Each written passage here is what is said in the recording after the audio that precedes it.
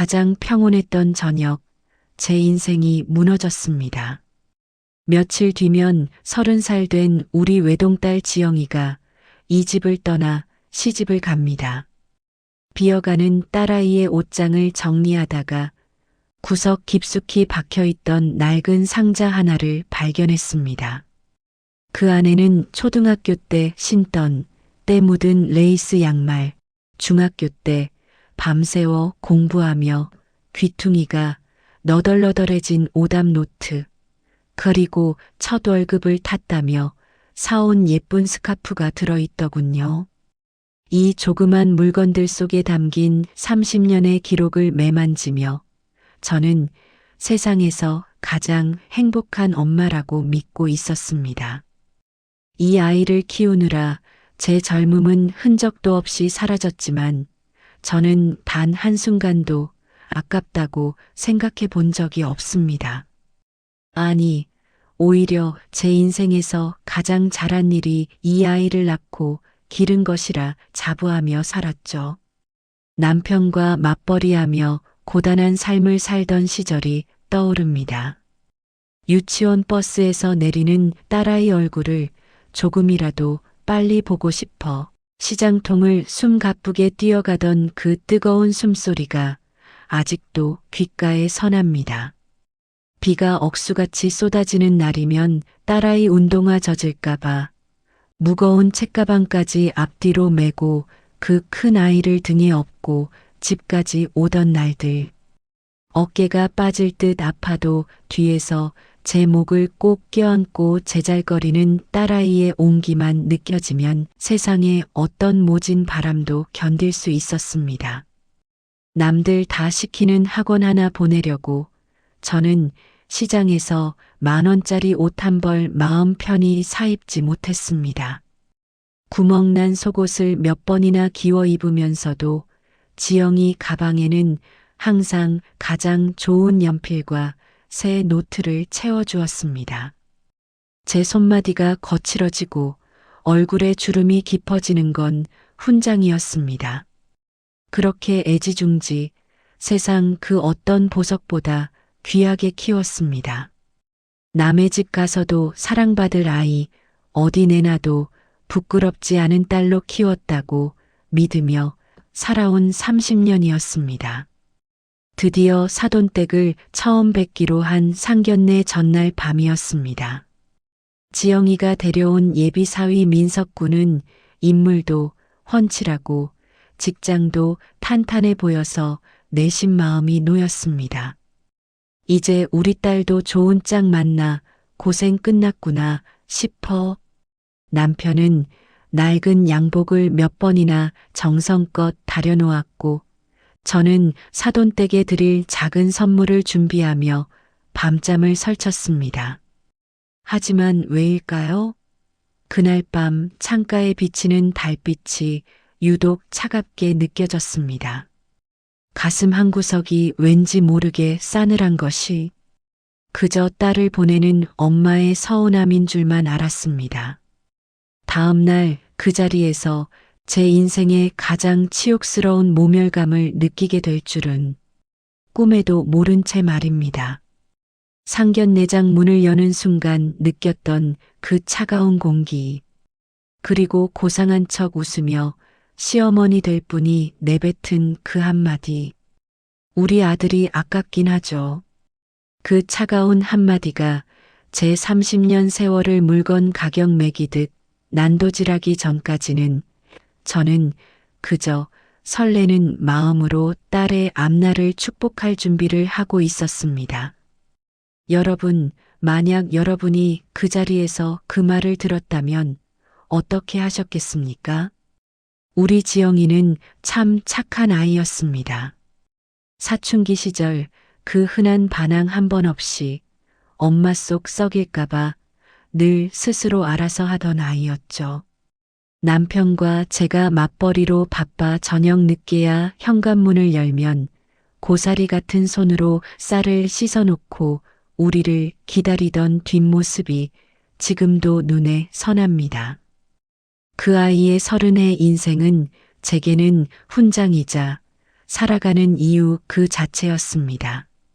그런 지영이가 어느 날 수줍게 웃으며 말하더군요. 엄마, 나 결혼하고 싶은 사람이 생겼어. 그 말을 듣는 순간 가슴 한구석이 텅 비어버리는 것 같으면서도 한편으론 이제 내 딸도 누군가의 사랑을 듬뿍 받으며 제 가정을 꾸리겠구나 싶어 가슴이 벅차올랐습니다. 지영이가 처음 민석군을 집에 데려오던 날을 기억합니다. 저는 며칠 전부터 시장을 몇 번이나 오가며 사위될 사람이 좋아한다는 갈비찜에 잡채에 생전 안 하던 요리들까지 정성껏 준비했습니다.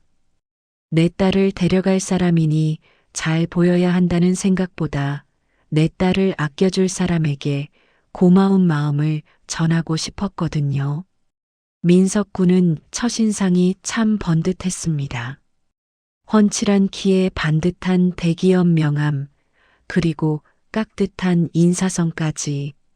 제 남편은 입이 귀에 걸려 허허, 우리 사위 참 든든하네. 라며 아끼던 술까지 꺼내왔습니다. 하지만 저는 그날 거실 소파에 앉아 나누던 대화 속에서 묘한 이질감을 느끼기 시작했습니다. 민석군은 예의가 바른 듯 했지만 그의 모든 말은 자기 집안의 우월함을 확인받으려는 듯한 뉘앙스가 섞여 있었습니다. 장모님, 이 갈비찜 정말 맛있네요. 그런데 저희 어머니는 고기 핏물을 뺄 때 꼭 며칠 전부터 특별한 비법으로 하셔서 나중에 지영이가 저희 집에 오면 어머니께 좀 배워야겠어요. 어머니 입맛이 워낙 고상하셔서 웬만한 식당 음식은 입에도 안 대시거든요. 웃으며 칭찬하는 것 같았지만 결국 그 말의 끝은 우리 엄마의 수준이었습니다. 지영이가 과일을 깎아오자 민석군은 지영이의 손을 툭 치며 말하더군요. 지영아, 사과 껍질이 좀 두껍다. 우리 엄마는 속살이 다 비치게 얇게 깎는 거 좋아하시는데 너 나중에 우리 집에 가면 연습 좀 해야겠다. 어머니가 이런 거에 예민하시거든. 제 딸은 그저 어색하게 웃으며 응, 내가 더 노력할게라고 답했습니다. 그 순간 제 가슴이 쿵 하고 내려앉았습니다. 30년을 금지옥엽, 손가락 하나 고생 안 시키고 키운 내 딸이 왜 벌써부터 얼굴도 모르는 예비 시어머니의 껍질 깎는 취향까지 맞춰야 한다는 말인가요? 민석군의 무례함은 은근했습니다. 마치 자기가 이 결혼에서 더 높은 급이라는 걸 은연중에 주입시키려는 듯한 태도였죠. 아버님은 퇴직하시고 요즘 뭐 소일거리라도 하시나요? 저희 아버지는 은퇴 후에도 자문역으로 부르는 곳이 많아 눈코 뜰 새 없이 바쁘셔서요. 예의는 바른데 그 눈빛엔 묘한 선을 긋는 듯한 우월감이 깔려 있었습니다. 우리 집 거실의 낡은 벽지를 훑어보는 그의 시선, 남편이 내놓은 소박한 안주를 보며 짓던 그 미세한 비웃음 섞인 미소, 여러분은 아실 겁니다. 대놓고 욕을 하는 것보다 웃으면서 사람을 밑으로 내려다보는 그 정중한 무례함이 얼마나 더 기분 나쁜지를요. 상견례 날짜를 잡을 때 그 집안의 본색은 더 노골적으로 드러났습니다. 지영이를 통해 전달된 장소는 그쪽 집 근처의 고급 한정식 집이었습니다. 저희 집에서는 차로 2시간 반, 왕복 5시간을 길바닥에 버려야 하는 곳이었죠. 지영아, 중간 지점에서 만나는 게 예의 아니니? 우리도 나이가 있고 네 아빠도 허리가 안 좋은데. 제가 조심스레 묻자 지영이는 곤란한 표정으로 제 손을 잡았습니다. 엄마 미안해.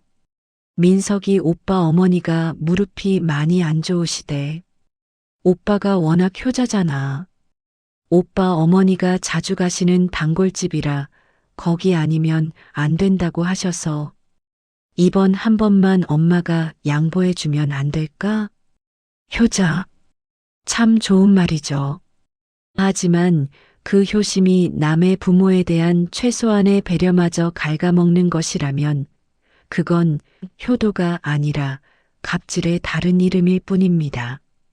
지영이는 사랑에 눈이 멀어 그게 위험한 신호라는 걸 모르고 있었지만 저는 예감했습니다. 이 결혼의 무게추가 이미 심각하게 기울어 있다는 것을요. 상견례 당일 새벽부터 일어나 정성껏 화장을 하고 가장 좋은 옷을 꺼내 입으면서도 제 손끝은 가늘게 떨리고 있었습니다. 설렘이 아니라 거대한 폭풍우 앞에 선 짐승의 직감 같은 불안함이었죠. 거울 속 제 모습에게 몇 번이나 되뇌었습니다. 참아야 한다. 내 딸의 행복을 위해서라면 내가 조금 낮아져도 괜찮다. 무조건 웃자. 하지만 그날 제가 마주한 것은 단순히 낮은 자세로 참는다고 해결될 수준의 무례함이 아니었습니다. 사람이 사람을 물건으로 취급하고 정성을 숫자로 계산하는 그 잔인한 현장으로 저는 사랑하는 딸의 손을 잡고 제 발로 걸어 들어가고 있었습니다. 약속 장소인 한정식 집에 들어서는 순간 에어컨 바람보다 더 차가운 냉기가 온몸을 휘감았습니다. 저 멀리 상석에 앉아있던 시어머니들 분은 화려한 보석 박힌 안경 너머로 저희를 훑어내리더군요. 저희가 방 안으로 들어갔는데도 일어나기는커녕 금반지를 낀 손으로 찻잔만 만지작거리며 턱 끝으로 자리를 가리켰습니다. 아유, 오시느라 고생하셨겠네. 거리가 꽤 되죠? 우리 집이랑은 참 가깝고 편한데 거기선 한참을 달려오셨겠어. 강 건너 동네는 요즘 길도 많이 막힌다던데. 말은 걱정이라는데 눈빛은 이미 거기 참 먼 동네지라며 우리가 사는 곳에 지가와 수준을 단번에 금 나누기 하는 비아냥이 서려 있었습니다. 자리에 앉자마자 그분은 제 딸 지영이는 안중에도 없는지 자기 아들 소매를 다정하게 만지며 말하더군요. 우리 민석이가 어제 잠을 못 잤대요. 오늘 자리 신경 쓰느라 얼굴 반쪽된 것 좀 봐. 민석아, 너 좋아하는 전복죽부터 좀 먹어라. 속 쓰리면 안 되니까. 제 딸 지영이도 긴장해서 얼굴이 하얗게 질려 있는데 그분 눈에는 오직 제 아들 귀한 것만 보이는 모양이었습니다. 아니, 정확히는 제 아들이라는 상품의 가치가 조금이라도 훼손될까 노심초사하는 사람 같았죠. 음식이 하나둘 나오기 시작했지만 제 목구멍에는 모래알을 씹는 듯 음식이 넘어가지 않았습니다. 시어머니는 젓가락을 들지도 않은 채 질문을 쏟아냈죠. 그 질문들은 안부가 아니라 우리 집의 자산 가치를 확인하는 조사관의 신문에 가까웠습니다. 지영이 아버님은 퇴직하시고 요즘 뭐 하신다 그랬죠? 아, 소일거리. 요즘은 100세 시대라 노후 준비가 제일 중요하다던데. 우리 집안은 사촌들까지 다 전문직이라 노후 걱정은 안 하고 살거든요. 지영이네는 아파트 공시지가가 좀 올랐나요? 그 동네는 재개발 소식도 없던데 나중에 애들한테 보태줄 때 고민이 많으시겠어. 무시당하지 않으려 애써 웃으며 대답하는 남편의 옆얼굴을 보니 가슴이 아려왔습니다. 30년 넘게 성실하게 일하며 가정을 일궈온 남편의 세월이 저 여자의 입술 끝에서 재개발 안 되는 낡은 동네에 가치 없는 시간으로 난도질 당하고 있었습니다. 시어머니는 이어 제 딸 지영이를 빤히 쳐다보며 웃으면서 비수를 꽂았습니다. 지영이는 참 순진하게 생겼어. 요즘 애들 같지 않게 계산적이지도 않아 보이고, 우리 민석이가 워낙 똑똑하고 앞서 나가는 스타일이라 옆에서 좀 모자란 듯이 챙겨주는 사람이 필요하긴 하겠더라고요. 사실 우리 집안 기준에는 학벌이 좀 아쉽긴 한데 민석이가 좋다고 하니 우리도 큰맘 먹고 허락한 거예요. 사부인도 그 정도는 알고 계시죠? 모자란 듯이 챙겨준다니요? 우리 지영이 대학 4년 내내 장학금 한 번 놓친 적 없고 회사에서도 업무 능력으로 초고속 승진을 한 아이입니다. 그런데 저 여자 입을 거치니 순식간에 똑똑한 아들 수발이나 들어야 할 조건 모자란 들러리가 되어버리더군요. 숫자는 거기서 멈추지 않았습니다. 본격적인 혼수 이야기가 나오자 그분은 아예 수첩을 꺼낼 기세였습니다. 우리 민석이가 해가는 아파트가 지금 시세로 15억이에요. 대출 하나 없이 깨끗한 집이죠. 거기 들어오는 사람이면 적어도 그 가치에 걸맞은 성의는 보여야 한다고 봐요. 가전이며 가구며 어디 저가 브랜드로 채울 생각은 마세요. 우리 민석이가 보는 눈이 높거든요. 예단비도 주변 시선이 있으니 저희 집안 체면 깎이지 않게 넉넉히 준비해 주셔야 할 거예요. 저희는 물건보다 숫자로 보는 게 편하니까요. 15억이라는 숫자. 그 숫자가 내 딸의 인격과 30년의 성장을 짓누르고 있었습니다. 시어머니는 그 숫자를 방패 삼아 우리 가족의 정성과 사랑을 손해보는 거래로 규정짓고 있었습니다. 더 가슴이 찢어졌던 건 그 옆에 앉아있던 사위 민석이의 태도였습니다. 자기 엄마가 내 딸을 지영이를 진흙탕에 짓밟고 있는데도 민석이는 그저 먼 산만 보며 조용히 전복죽을 떠먹고 있었습니다. 그 침묵은 동의였고 방관이었으며 가장 잔인한 가해였습니다. 제 딸 지영이는 식탁 밑에서 제 치맛자락을 손가락이 하얗게 질리도록 꽉 쥐고 있었습니다.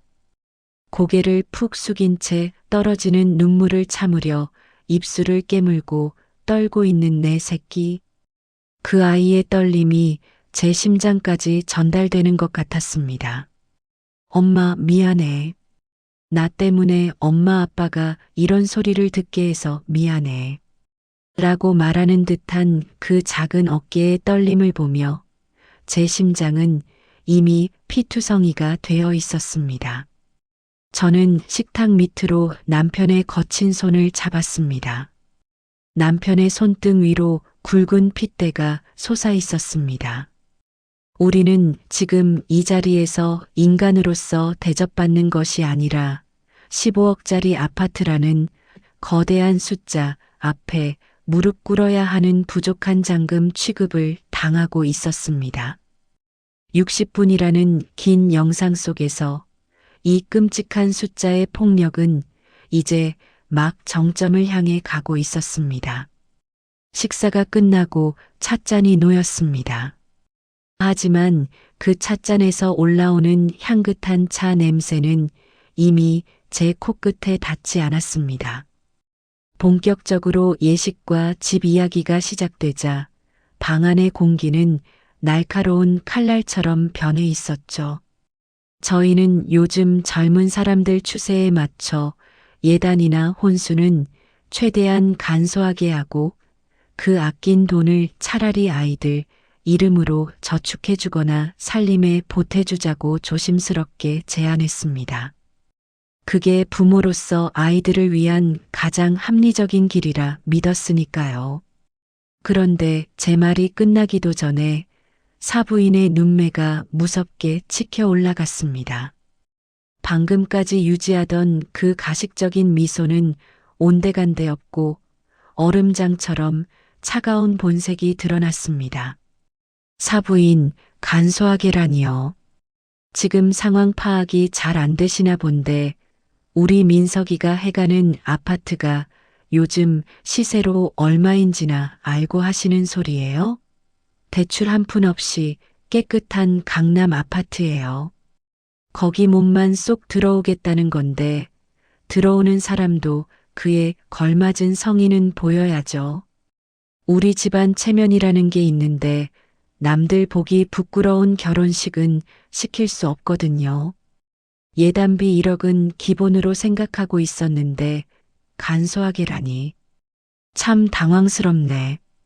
제가 당황해서 사부인 요즘은 억 단위 예단은 흔치 않은 일이고 저희도 형편껏 준비하겠지만 아이들 미래가 더 중요하지 않겠냐고 되묻자 그분은 어이없다는 듯 찻잔을 탁자에 타의 소리가 나게 내려놓았습니다.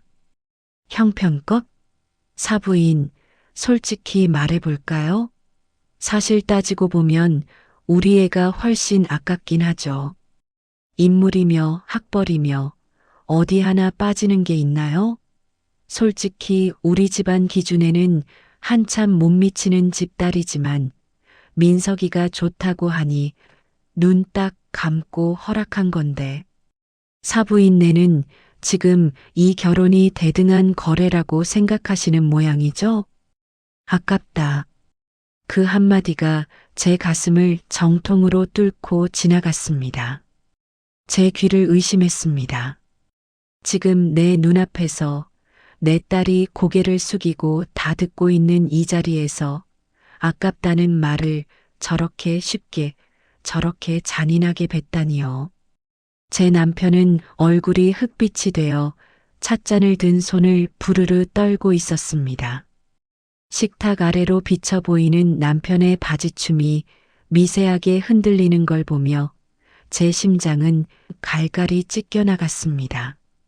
하지만 사부인은 멈추지 않았습니다.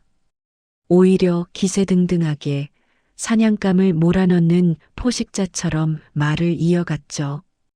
우리 민석이 좋다는 집 정말 줄을 섰었어요. 강남에 빌딩 있는 집에서도 혼처가 들어왔었고 이름만 대면 아는 의사 집안 딸이랑도 선 자리가 꽉 차 있었죠. 그런데 민석이가 지영이 아니면 안 된다고 고집을 부려서 여기까지 온 거예요. 우리 부모 입장에서는 참 이거 손해보는 장사라는 생각 안 들겠어요? 30평대 아파트 내주면서 며느리 맞는데 사부인네는 그 가치를 너무 우습게 보시네. 손해보는 장사. 내 금쪽 같은 딸이 30년을 금지옥엽 키워낸 내 아이가 저 집안에서는 그저 아까운 아들의 가치를 깎아먹는 손해보는 물건 취급을 당하고 있었습니다. 제가 비가 오나 눈이 오나 등을 내주며 키웠던 시간들, 남편이 일터에서 수모를 견디며 벌어온 그 정직한 돈들, 지영이가 밤을 새우며 공부해서 읽어낸 그 빛나는 성취들이 저 여자의 입에서는 그저 아파트 평수보다 못한 부족한 잔금이 되어버렸습니다. 가슴속에서 뜨거운 불덩이가 울컥 치밀어 올랐습니다. 말씀이 너무 지나치시네요. 라고 소리를 지르며 일어나고 싶었습니다. 하지만 제 시선이 딸의 손에 머무는 순간 저는 아무 말도 할 수 없었습니다. 지영이는 식탁 밑에서 제 치맛자락을 손가락이 하얗게 질리도록 꽉 쥐고 있었습니다. 고개를 푹 숙인 채 테이블 위로 눈물 한 방울이 툭 하고 떨어지는 것을 보았습니다. 제 아이는 지금 모욕당하고 있었습니다. 자기를 낳아준 부모가 남의 집 거실 평수 때문에 고개를 숙여야 하는 이 비참한 광경을 지켜보며 지영이는 죽고 싶을 만큼 괴로워하고 있었습니다. 그 아이의 어깨가 미세하게 떨릴 때마다 제 심장에는 날카로운 유리 파편이 박히는 것 같았습니다. 지영아, 미안해. 엄마가 돈이 많지 못해서 너를 이런 자리에 앉게 해서 미안해. 속으로 수만 번을 외쳤지만 입 밖으로는 신음조차 나오지 않았습니다.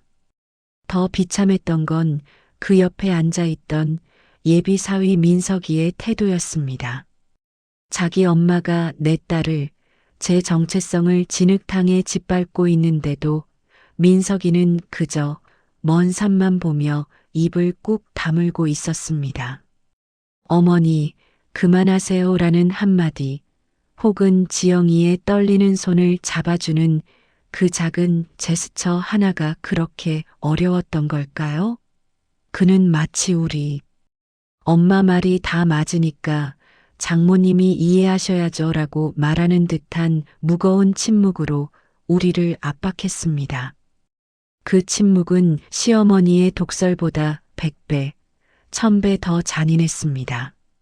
저는 그때 깨달았습니다. 아, 내 딸이 저 남자 옆에 있으면 평생을 죄인처럼 살겠구나. 15억짜리 아파트라는 감옥에 갇혀서 저 시어머니의 기세에 눌려 숨도 크게 못 쉬고 살겠구나. 그 확신이 드는 순간 제 가슴 속에서 타오르던 분노는 얼음처럼 차가운 결단으로 변했습니다. 30년의 세월. 제가 지영이를 업고 뛰었던 그 빗길의 기억들이 저들에게는 영원짜리 가치일지 몰라도 제게는 온 세상을 다 줘도 바꿀 수 없는 절대적인 가치였습니다. 그 가치를 손해보는 장사라고 부르는 사람들에게 제 보석을 넘겨줄 순 없었습니다. 저는 떨리는 손을 멈추고 식탁 밑으로 지영이의 손을 꽉 맞잡았습니다. 그리고 고개를 들어 여전히 승전보라도 울리는 듯 오만한 표정으로 차를 마시는 사부인을 똑바로 응시했습니다. 60분이라는 이 긴 이야기의 끝을 장식할, 그리고 제 딸의 인생을 구원할 마지막 결단이 제 입술 끝에 머물고 있었습니다. 아들이 아깝다. 그 말이 방 안을 휘젓고 다닐 때 공기는 숨을 쉴 수 없을 만큼 희박해졌습니다. 제 곁에 앉은 남편의 어깨가 미세하게 떨리는 것이 느껴졌고 고개를 푹 숙인 딸아이의 치맛자락 위로 눈물이 점점이 박히는 것을 보았습니다. 정적이 흐르는 방 안, 제 눈빛이 전과 다르다는 걸 느꼈는지 기세등등하던 사부인도 슬쩍 찻잔을 내려놓더군요. 저는 떨리는 숨을 한번 깊게 들이마신 뒤 최대한 차분하게, 하지만 한자 한자 얼음을 씹듯 힘을 주어 입을 열었습니다. 고함을 지르기보다 차갑게 식어버린 제 진심을 그대로 보여주기로 했죠. 사부인, 방금 우리 아들이 아깝다고 하셨나요? 제 귀가 잘못된 게 아니라면 지금 손해보는 장사라는 말씀까지 하신 거죠? 아니, 뭐 틀린 말은 아니잖아요. 객관적인 조건이라는 게 있는데. 사부인도 속으론 인정하시면서 왜 이러실까? 강남 아파트가 어디의 장난도 아니고. 그 말에 저는 참았던 헛웃음이 터졌습니다. 슬퍼서가 아니라 이 눈앞의 인간이 너무나 가련해서 나오는 실수였습니다. 맞습니다. 사부인. 민석군, 참 귀하게 잘 키우셨네요. 남들 다 아는 고액 과외에 번듯한 직장에. 사부인 눈엔 금칠한 아들이겠죠. 그런데 사부인, 그거 아세요? 사부인 아들이 그렇게 아까운 만큼 제 딸 지영이는 제 인생 전체를 바쳐서 지켜온 보석입니다. 제가 비 오는 날 운동화 젖을까봐 업고 뛰고 제 옷 한 벌 안 사입으며 금지옥엽 키워낸 제 아이란 말입니다. 저는 식탁 밑으로 지영이의 차가운 손을 꽉 맞잡았습니다. 그리고 말을 이어갔습니다. 남의 집 귀한 자식 앞에 앉혀놓고 장사니 손해니 따지며 물건 품평하듯 하시는 걸 보니 제가 사람을 잘못 봐도 한참 잘못 본 것 같네요. 사부인 같은 분 밑에서 우리 지영이가 어떤 대접을 받을지 안 봐도 비디오 아닙니까? 15억짜리 아파트요? 그 아파트가 사람 목숨보다 귀합니까? 제 딸은 그 아파트 베란다 한 평보다 못한 취급받으라고 키운 아이가 아닙니다. 사부인의 얼굴이 불그락푸르락 변할 때 저는 시선을 돌려 사위 민석이를 똑바로 보았습니다. 여전히 고개를 숙이고 제 엄마 눈치만 살피는 그 비겁한 뒷모습을요. 민석군, 자네에게 묻겠네.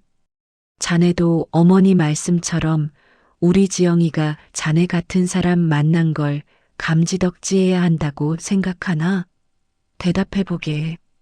자네가 사랑한다는 여자가 지금 자네 어머니한테 쓰레기 취급을 당하고 있는데 자네는 그 전복죽이 목구멍으로 넘어가나?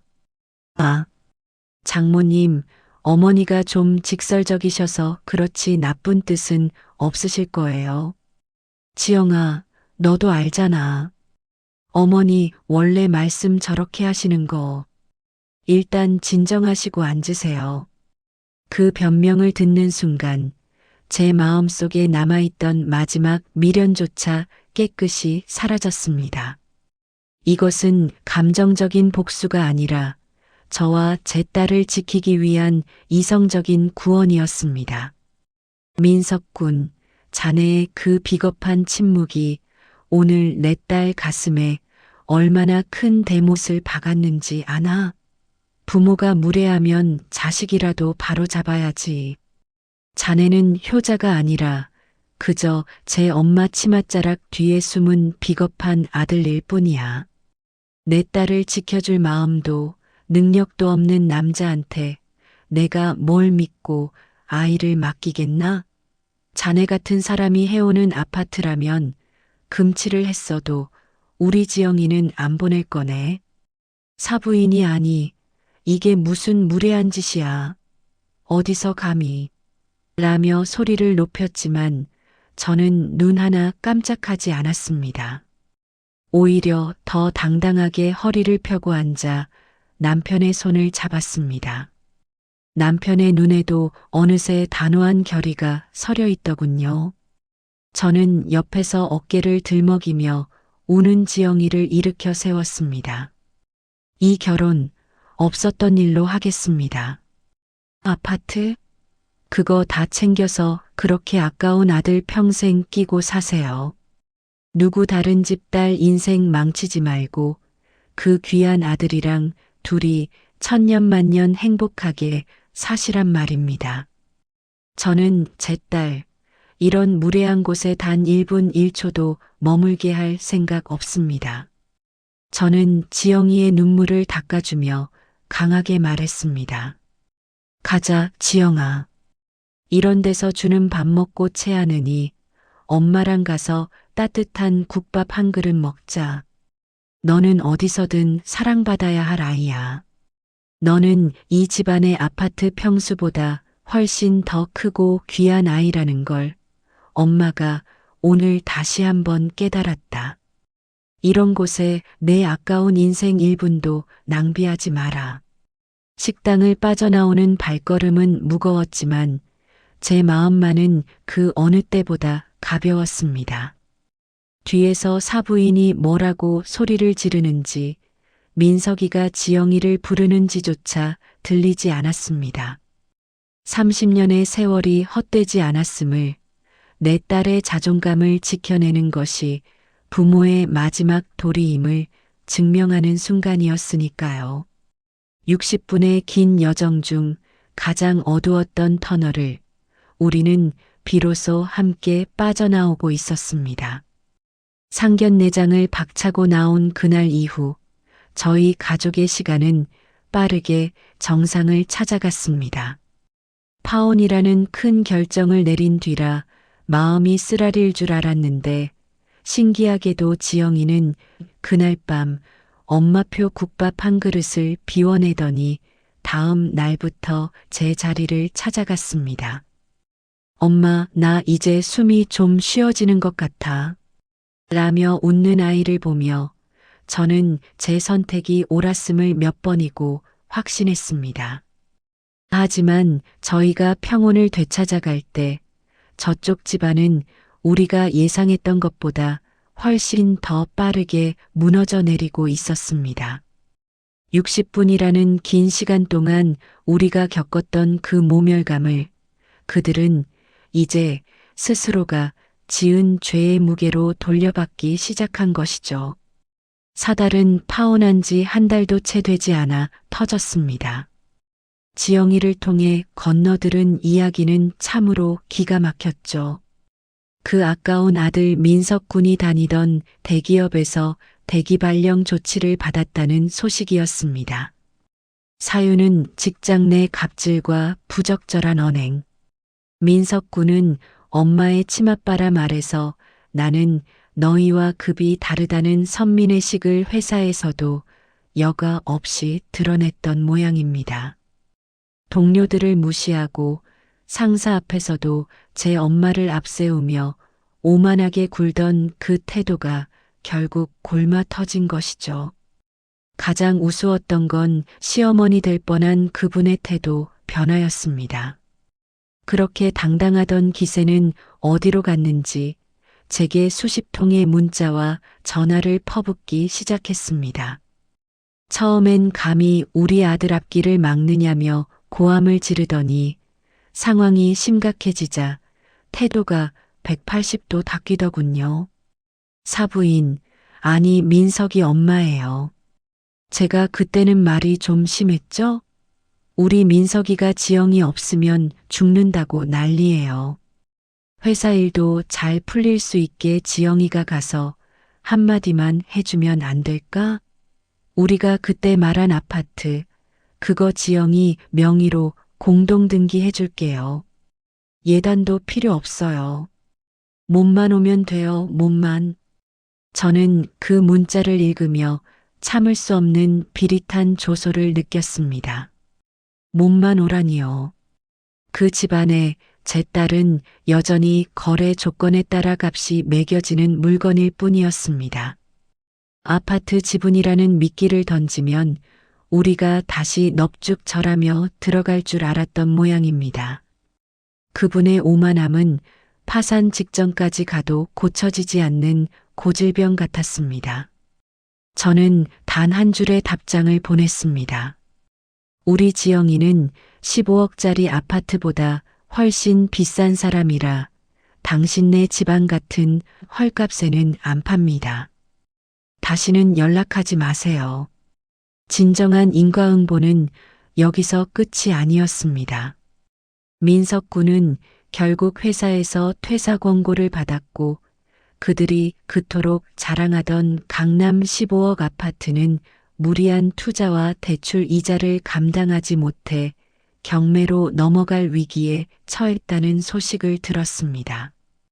그 아까운 아들을 지키기 위해 쌓아 올린 오만함의 성벽이 결국 그 아들을 가두는 감옥이 되어버린 셈이죠.